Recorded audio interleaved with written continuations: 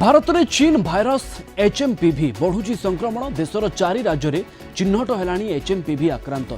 बेंगालुरु में 2 जन शिशु संक्रमित होता बेले एठी गुजरात अहमदाबाद में जड़े 2 मासर शिशु संक्रमित चिन्हट होती।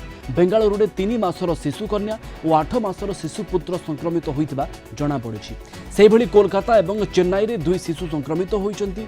एचएमपीवी संक्रमित चिन्हट होगापर एवं हाई अलर्ट रे सरकार राज्य में एचएमपीवी संक्रमण नहीं चली समीक्षा। संक्रमण रोकने समस्त पदक्षेप नियाजिबा सहित ए संपर्क में तथ्य संग्रह कराजिबो बोली कर्णाटक मुख्यमंत्री कहिसेंति। एचएमपीवी भाइरस केउ स्ट्रेन द्वारा शिशु माने संक्रमित हेउथबा ताहा स्पष्ट होई नाही।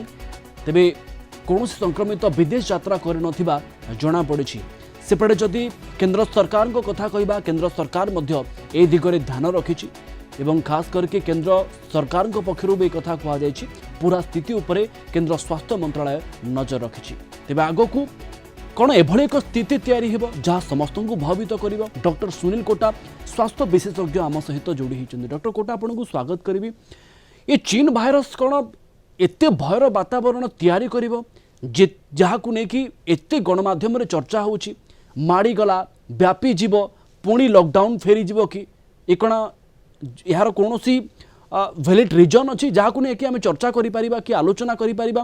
हाँ, आशंका करा जाय पारे बोली। देखो प्रथम करी कहया चाहिए जो वर्तमान सुधा जो खबर आसी पहुंचुछि जे एचएमपीवी ह्यूमन मेटानिमो वायरस होछि एही लहड़ी माने एही जो लोक मानकर संक्रमण करिवार मुख्य कारक बोली।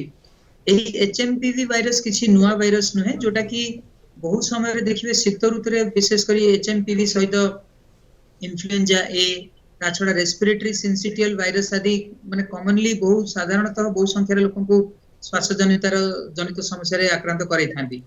जदि एचएमपीवी रहिछि मु निश्चय रूपे कहबी जे एथिरे भयाक्रांत हेबार कोनोसी कारण नाही, कारण एथिरे भयावहता मात्र 3 रु 5 शतकड़ा लोकन क्षेत्र रे एहा श्वास प्रक्रिया रो निम्न भाग को प्रवेश करि थाए।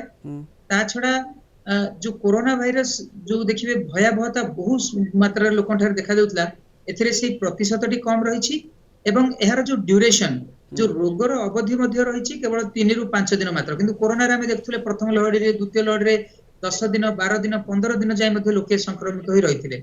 किंतु प्रश्न उठुछि जे वर्तमान जेहेतु चाइना रो ए वायरस टी चिन्हट होईछि ताहा सतरे एचएमपीवी ना अन्य किछि? कारण देखिबे किछि रिपोर्ट कुआ गला जे एथिरे इन्फ्लुएंजा ए रो गोटे नुवा स्ट्रेन होई थाय पारे अथवा कोविड-19 रो गोटे नुवा लहड़ी होई थाय पारे। ता छडा गोटे जो वॉकिंग न्यूमोनिया कुआ जाय थाय माइकोप्लाज्मा न्यूमोनिया जो मध्य होई थाय पारे।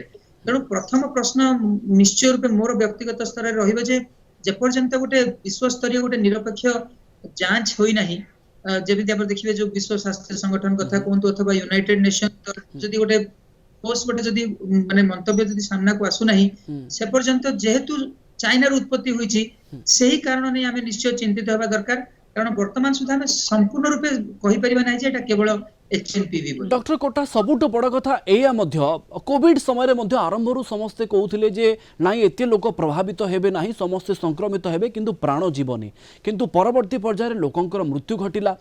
एबे चिंता होची एचएमपीवी रो परवर्ती वेव बा अन्य कोनोसी जदि स्ट्रेन सामना को आसुची ये भयर वातावरण तैयारी करबोनी तो?